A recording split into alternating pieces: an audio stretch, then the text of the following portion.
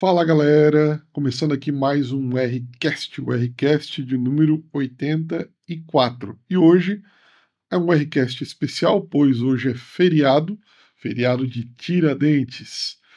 Estou aqui meio solitário nessa mesa hoje, né? Me abandonaram. O pastor Lucas teve um imprevisto e não pôde estar conosco hoje, então vai ser só comigo. Mas não desanima, não sai correndo, fica aqui com a gente, porque vai ser um episódio muito bacana. É o Pergunte ao Professor, é o tema do nosso Rcast hoje. A gente selecionou aí algumas perguntas que a gente recebeu nas nossas redes sociais, que a gente também recebeu dos nossos alunos nos grupos da Escola Raízes que a gente tem dos alunos matriculados. Selecionamos algumas perguntas aqui e vamos tentar responder elas para vocês aqui. Então fica conosco nesse Rcast de número 84, que é um episódio muito bacana, um episódio muito especial. Mas antes de nós iniciarmos, quero chamar aquela vinheta maravilhosa.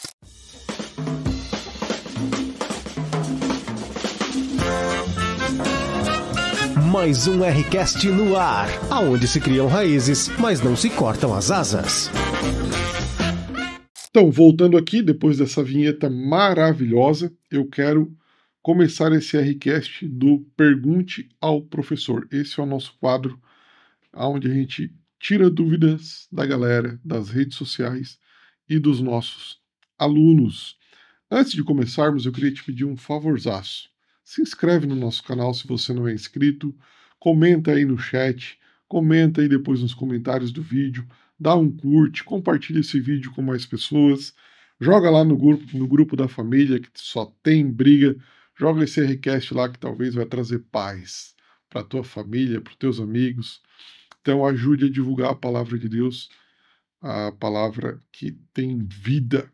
Então vamos lá para as perguntas que os alunos e as pessoas que nos seguem nas redes sociais mandaram para a gente. Como ler a Bíblia sendo nova na fé? Eita, não é o Espírito Santo, não é a voz do Espírito Santo, não é a voz do Pai, não é a voz de Jesus, não é não. É a voz do Gustavo, que é o cara que está por trás das câmeras. Para eu não me sentir um lobo solitário aqui, então ele vai fazer as perguntas que vocês mandaram e eu vou estar respondendo. Vamos lá. Como ler a Bíblia sendo nova na fé? Uma pergunta muito boa. Tem alguns conselhos, né, algumas dicas práticas que a gente pode adotar aqui para você estar lendo a Bíblia de uma melhor forma. Primeiramente, antes de te dar essas dicas, eu queria ler um texto com você que está em 2 Timóteo, capítulo 3, versículos 16 e 17. Olha o que a Bíblia Sagrada fala. Toda a Escritura é inspirada por Deus e útil para o ensino, para a repreensão, para a correção, para a educação na justiça. Então, a gente tem um relato aqui, numa carta do apóstolo Paulo, dizendo que toda a Escritura, quando se fala toda a Escritura, está falando da Bíblia Sagrada, ela é inspirada por Deus. Então, por ser inspirada por Deus, nós, cristãos, que temos a fé em Jesus, nós acreditamos que ela é a palavra de Deus de capa a capa, que ela não contém a palavra de Deus, ela é a palavra de Deus. Então, se ela é a palavra de Deus, ela é quem norteia o nosso caminho de relacionamento com Jesus. Então, se eu quero entender qual a vontade de Deus para a minha vida, eu devo ir para a Bíblia Sagrada, porque eu considero ela a palavra de Deus. Então, a tua pergunta ela é muito boa, porque já se nota, mesmo sendo nova na fé, a tua intenção de se render à Bíblia Sagrada, que é a palavra de Deus, que ela vai te nortear da melhor forma possível. E esse deveria ser o desejo de todos os cristãos, não somente os novos na fé. Todos os cristãos, sejam os novos e sejam os que já estão há mais tempo na fé.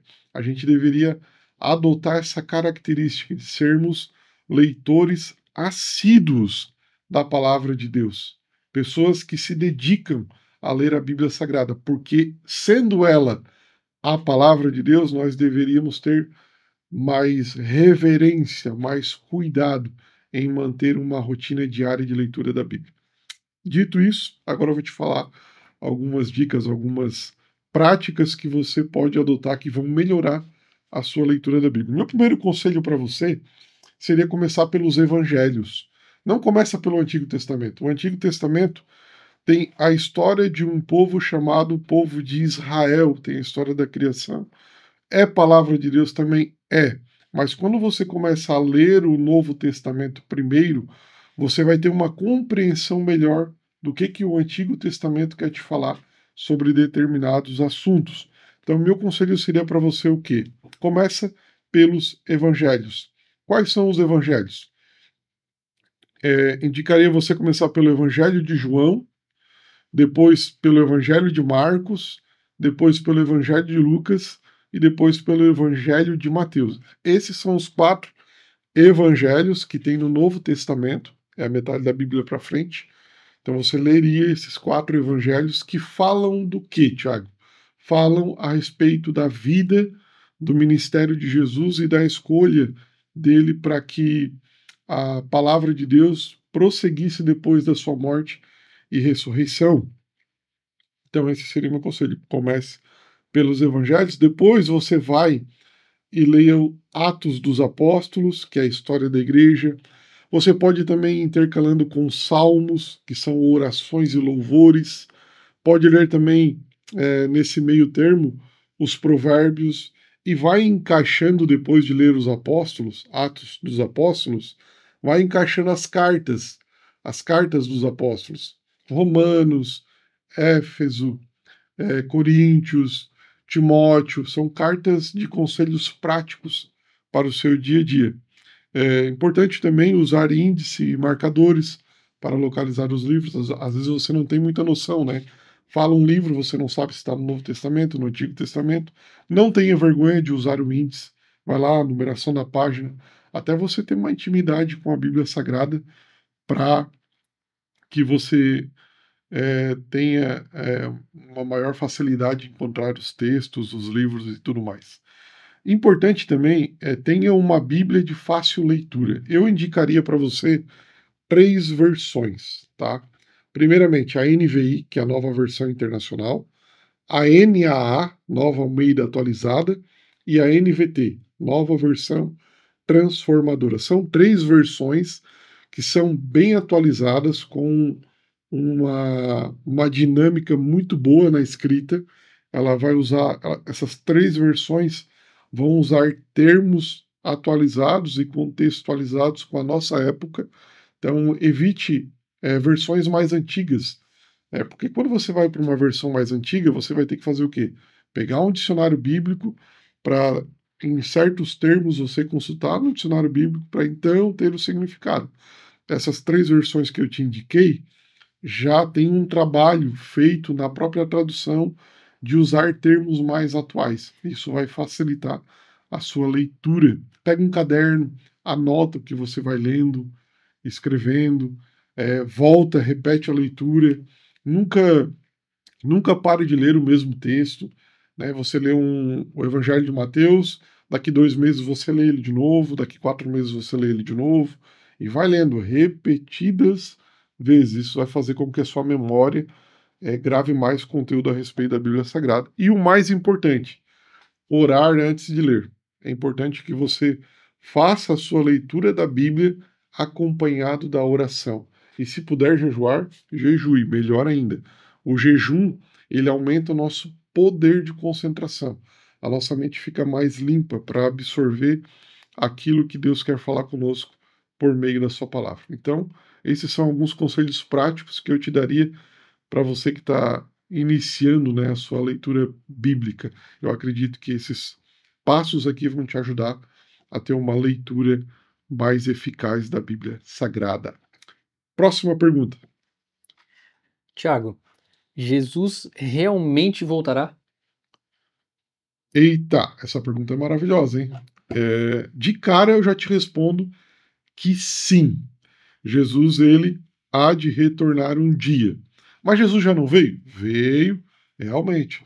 Deus se encarnou, se fez homem, morreu numa cruz, mas ressuscitou ao 3º dia. Quando ele ressuscitou ao 3º dia, ele ainda ficou 40 dias na terra, dando conselhos para os seus apóstolos e tudo mais. E eu queria ler um texto com você de um dos relatos que aconteceu quando Jesus ainda ficou 40 dias na terra. Abra sua Bíblia aí em Atos, capítulo 1, versículo 11. Olha que bacana. E ele lhes disseram: homens da Galileia, por que vocês estão olhando para as alturas? Esse Jesus que foi levado do meio de vocês para o céu, virá do modo como vocês ouviram subir.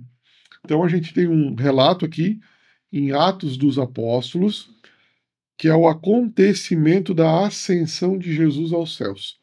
Jesus ressuscita, fica 40 dias aqui na terra dando instruções para os seus discípulos, e quando ele termina de dar instruções aos seus discípulos, ele começa a ser elevado nas alturas.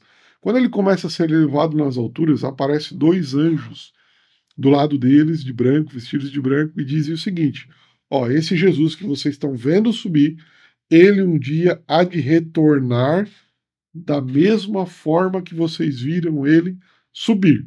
Então aqui a Bíblia já demonstra uma promessa que Jesus fez aos seus discípulos, que ele em breve vai retornar. Eu queria ler outro texto com você.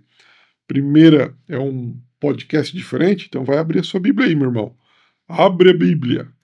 Vamos lá, 1 Tessalonicenses, capítulo 4, versículos 16 e 17. Olha o que a Bíblia Sagrada diz, que maravilha. Porque o Senhor mesmo, o mesmo Senhor, dada a sua palavra de ordem, ouvida a voz do arcanjo, ressoada a voz da trombeta, descerá dos céus, e os mortos em Cristo ressuscitarão primeiro. Depois nós, os vivos, os que ficarmos, seremos arrebatados juntamente com eles entre nuvens, para o encontro com o Senhor nos ares. E assim estaremos para sempre com o Senhor. Portanto, consolem uns aos outros com essas palavras. A Bíblia não só afirma que Jesus há de retornar, ela afirma que nós devemos consolar uns aos outros com essas palavras. Eu devo edificar a vida do Gustavo com a esperança de que um dia Jesus há de retornar e fazer com que nós estejamos para sempre com Ele, habitando com Ele para sempre. Jesus também falou várias vezes nos evangelhos que ele ia voltar um dia, para que quando ele voltasse, aonde ele estivesse, nós estejamos também. Então, onde Jesus estiver, nós vamos estar com ele também, porque um dia ele há de retornar. 1 Coríntios capítulo 15, versículo 52, fala que nós, os vivos, seremos transformados. Jesus está voltando e acontece um ato de milagre, nós vamos ser transformados. Esse corpo aqui, ele vai ser transformado. Os mortos vão ressuscitar. E nós habitaremos para sempre com o Senhor. Então, a segunda vinda de Cristo será visível, gloriosa e final. Ele virá para ressuscitar os mortos, julgar vivos e mortos e consumar o reino de Deus. Ele vai estabelecer o reino de Deus de forma plena e eterna. Então, sim, Jesus em breve voltará. Aí eu uso aqui o texto de Apocalipse. Maranata, hora vem, Senhor Jesus. Vamos para a próxima pergunta. Depois que morremos, vamos dormir até Jesus voltar ou já nos encontramos com Deus imediatamente? Isso aí é pergunta de gente que gosta de dormir, né? Então, essa é uma questão teológica que tem duas linhas bem predominantes. Vamos lá, a primeira linha afirma que existe um estado intermediário consciente. Essa linha aqui, ela é a mais comum, adotada praticamente aí para cima dos 90% dos cristãos. 90% dos cristãos aí, praticamente mais, acredito que mais ainda, acreditam que ao morrer, a nossa alma está consciente diante de Deus.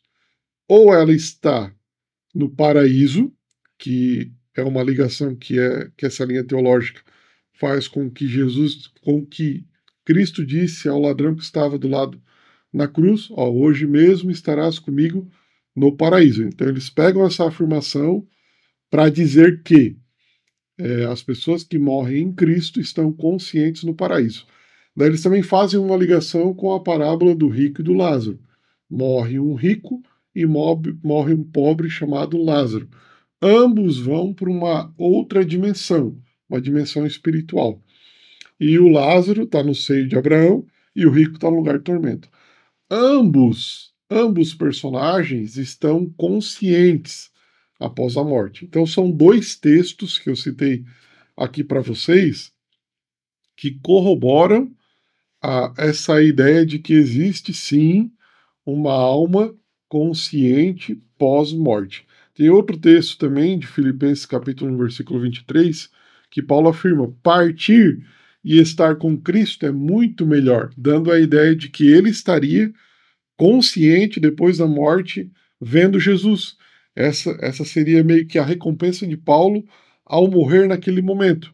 Também tem outro texto, 2 Coríntios capítulo 5, versículos 6 a 8, dizendo o seguinte: ausentes no corpo, ou seja, mortos no corpo, mas presentes com o Senhor, conscientes em espírito diante de Deus. Então essa é a linha mais comum. A maioria dos cristãos entendem que quem está salvo em Jesus está consciente lá no paraíso, esperando a volta de Jesus para que ele ressuscite, encontre seu corpo, que esse corpo seja transformado e habite plenamente e eternamente com o Senhor. E os vivos serão transformados. E quem não está com Cristo está consciente no lugar de tormento, aguardando o juízo final de Deus, aonde essa pessoa que não vai ter o seu nome escrito no livro da vida vai ser lançada no lago de fogo, conforme o livro de Apocalipse nos relata. Aí aqui tem uma outra linha, não tão aceita, mas ela existe, que é o sono da alma.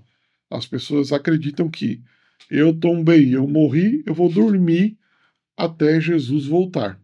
Então não tem ninguém no lugar de tormento e não tem ninguém no lugar do paraíso. Não tem ninguém consciente agora em um estado intermediário. Todos os mortos estão dormindo.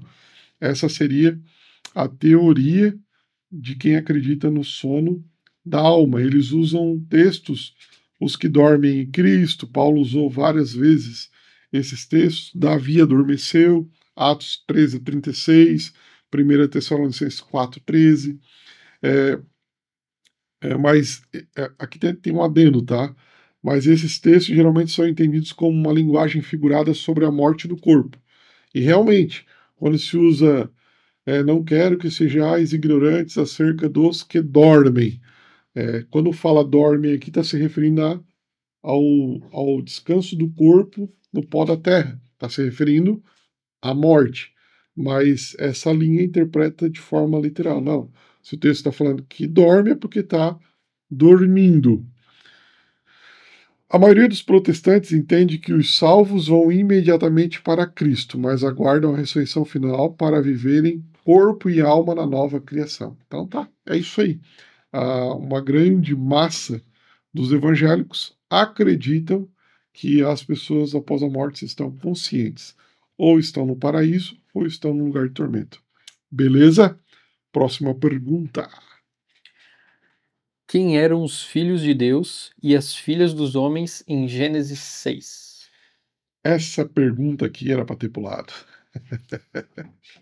Essa pergunta aqui ela é bem polêmica. Por quê? Gênesis capítulo 6. Eu quero ler com vocês primeiro o texto para vocês terem uma noção, né, do que a gente está falando aqui. Gênesis capítulo 6, versículos 1 a 4. Olha o que diz o texto.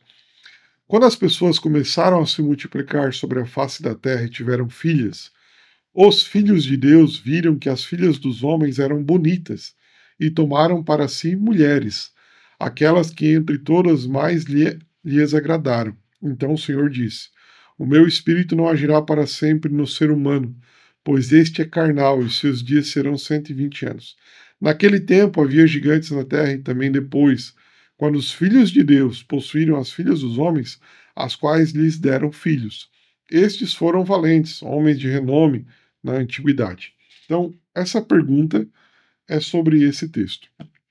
Vamos lá, tem duas linhas também aqui principais sobre esse texto. Eu vou citar essas duas linhas, tá? As mais disseminadas. Há alguns mais tradicionais, de uma construção mais não tão, como é que eu posso dizer, usar essa palavra para não errar aqui, mais ousada, vão dizer o quê? Que os filhos de Deus são a descendência de Sete, uma linha mais piedosa. Sete é filho de Adão e Eva, e Sete temeu ao Senhor. Então, os filhos de Deus, quando se fala filhos de Deus em Gênesis 6, está se referindo a essa linha piedosa, né, os descendentes de Sete. E quando se fala sobre as filhas dos homens, está se referindo à descendência de Caim, aquele que tinha matado Abel, que fez coisas horríveis e más diante do Senhor. Então temos essa versão aqui, que é a versão mais tradicional do protestantismo atual. Eles acreditam que os filhos de Deus são a descendência de Sete e que as filhas dos homens são a descendência de Caim. E quando estes se uniram, aqui a gente já teria um conceito de pessoas tementes a Deus e pessoas não tementes a Deus. Então aqui há uma união, né, com um povo cristão, não, um povo de Deus com um povo pagão. Aqui já se começaria essa ideia de desenrolar aqui. Então, dessa descendência vai surgir mais pessoas, mas gigantes, famosos da época, que também se corromperam. E a gente vai ver um pouquinho mais para frente que Deus então resolve trazer um dilúvio para resolver essa questão da desobediência dos homens. Beleza? Agora a segunda linha também, que é bem disseminada, é de que os filhos de Deus não são a descendência de Sete, que esses filhos de Deus são anjos. Eles vão usar os termos Benai Elohim, e eles vão dizer que esse termo aqui também é usado várias vezes no Antigo Testamento para se referir a anjos. Quando se falava em anjo no Antigo Testamento, se usava o termo Benai Elohim. Então, é o mesmo termo que é usado aqui em Gênesis 6. Então, eles vão interpretar o seguinte: não, Gênesis 6, filhos de Deus, está falando de anjos. Anjos.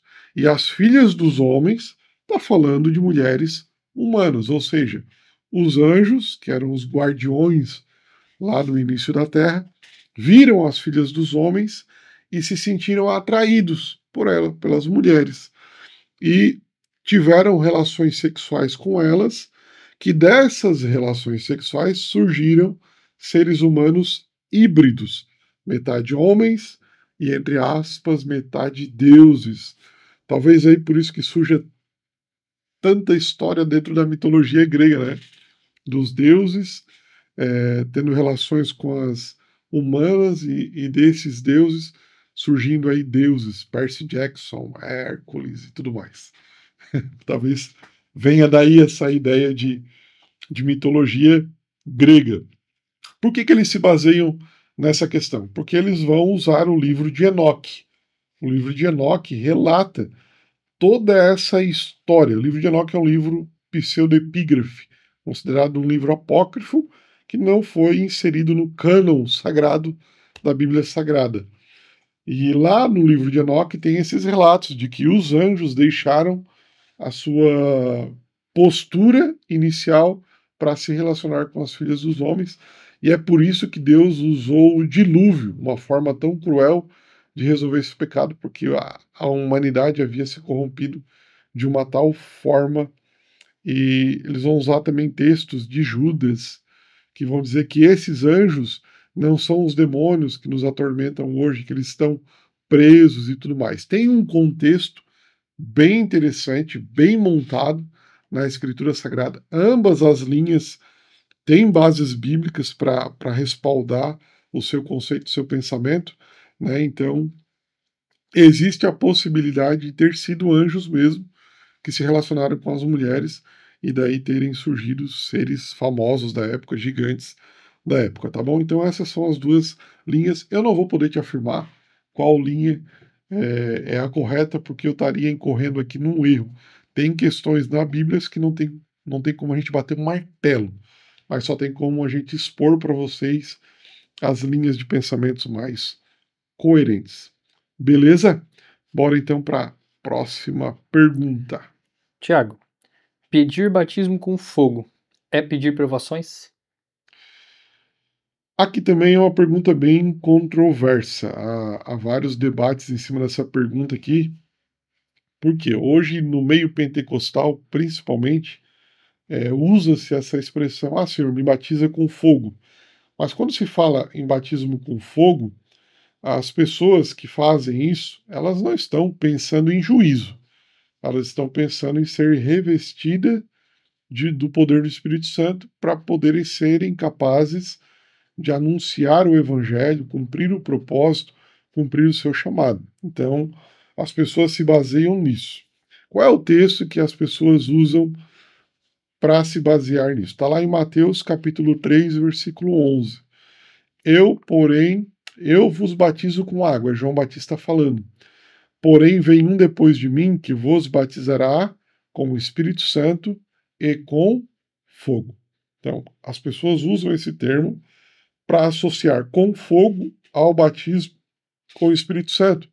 Então, é uma ideia pentecostal de que quando eu receber o batismo com o Espírito Santo, eu vou ser cheio do fogo. Claro que eles fazem um link aqui com Atos capítulo 2, que é a descida do Espírito Santo na festa de Pentecostes judaica, onde eles viram, o pessoal viu, línguas repartidas como que de fogo sobre cada um.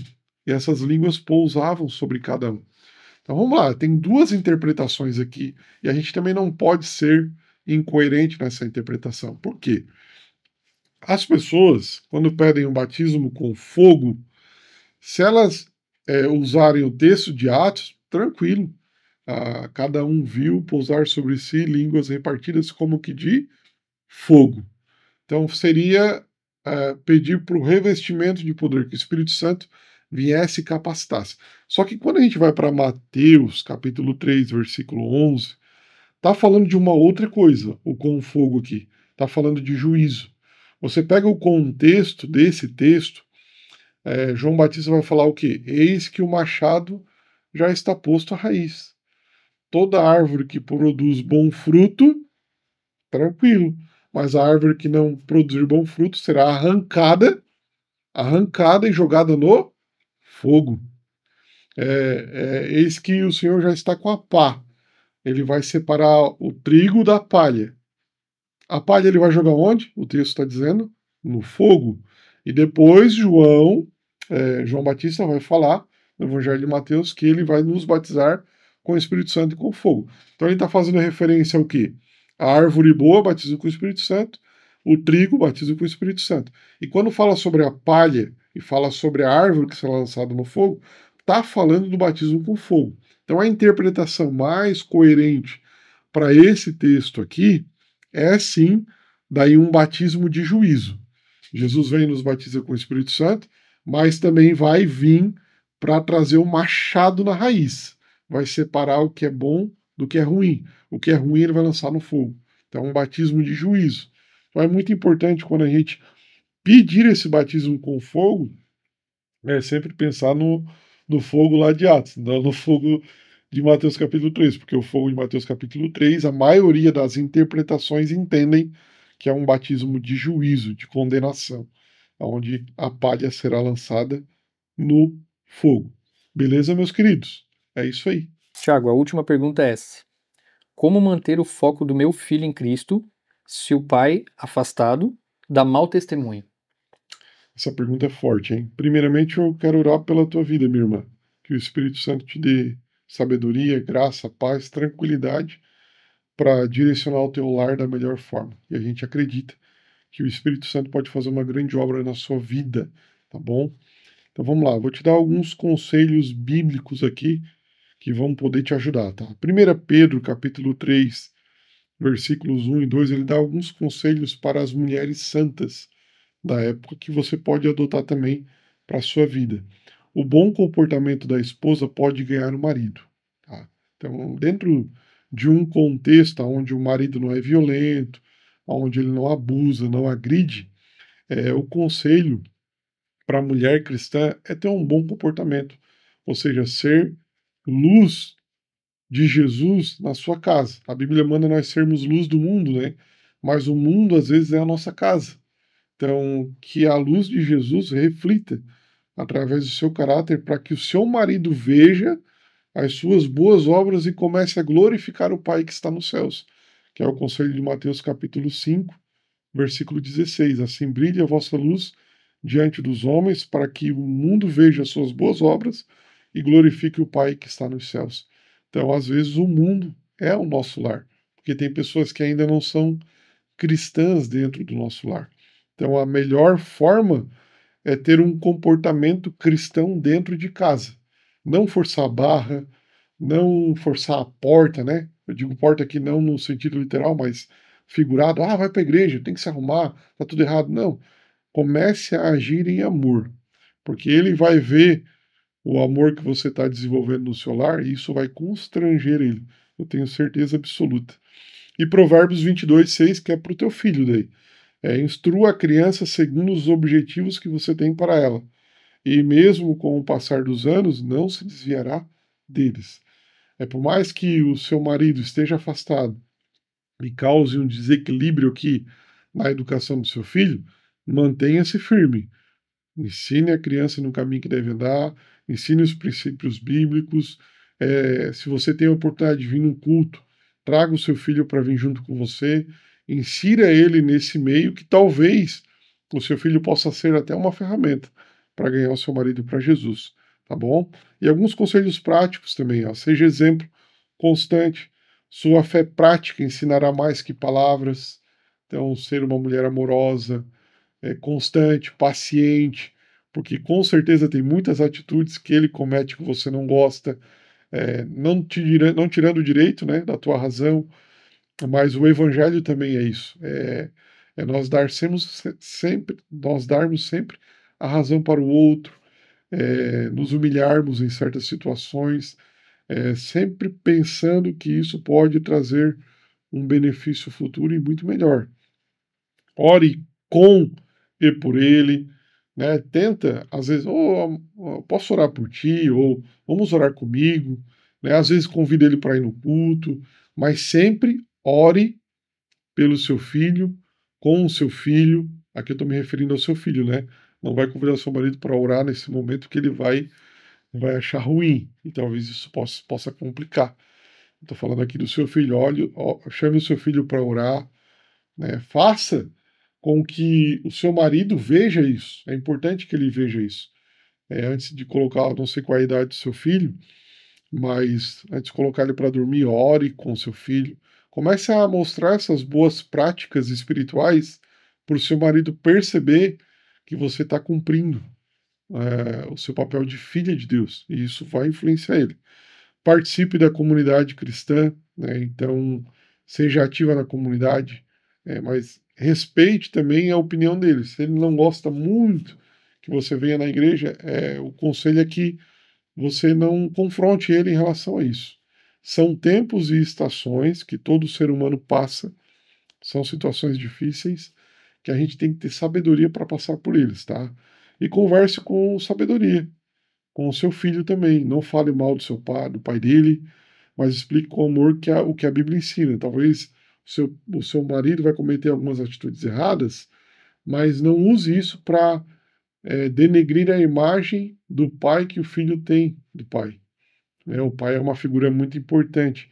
E é importante que o seu filho tenha essa figura de pai bem, bem fixada na mente dele. Mas, pelo contrário, ensine o seu filho nos princípios cristãos, que daí talvez isso vá fazer com que o seu marido se constranja em relação a isso. Mas evite criticar as atitudes do seu marido, principalmente perto do seu filho, porque o seu filho pode criar aí um rancor, um ódio desnecessário do pai que ele tem em casa. Tá? Então ensine a Bíblia com histórias e amor. Torne Jesus real para o seu filho. Torne Jesus real através da sua vida, torne Jesus real através da sua vida para o seu filho, torne Jesus real através da sua vida para o seu marido. Faça da sua casa a sua igreja. Uma vez proibiram John Wesley de pregar o evangelho nas igrejas. Sabe o que ele fez? Ele disse o quê? Então, a partir de hoje, as praças da cidade serão a minha igreja, serão a minha paróquia. Então, faça da sua casa a igreja do Senhor. Se posicione como uma mulher de Deus, sábia, coerente e equilibrada. E focando sempre na educação cristã do seu filho, tá bom? Eu espero que esses conselhos possam te ajudar. Tá bom, minha irmã? Um abraço, fica com Deus. É isso, né? Então, galera, encerramos aqui mais um Rcast. Pergunte ao professor. Eu espero que essas perguntas, né, tenham esclarecido as suas dúvidas. E até o próximo Pergunte ao Professor. Fica com Deus. Um abraço e bom final de feriado. Ao fim de mais um Rcast, lembramos que, se a teologia que estudamos não nos leva à humildade, não é sobre Deus que estamos estudando.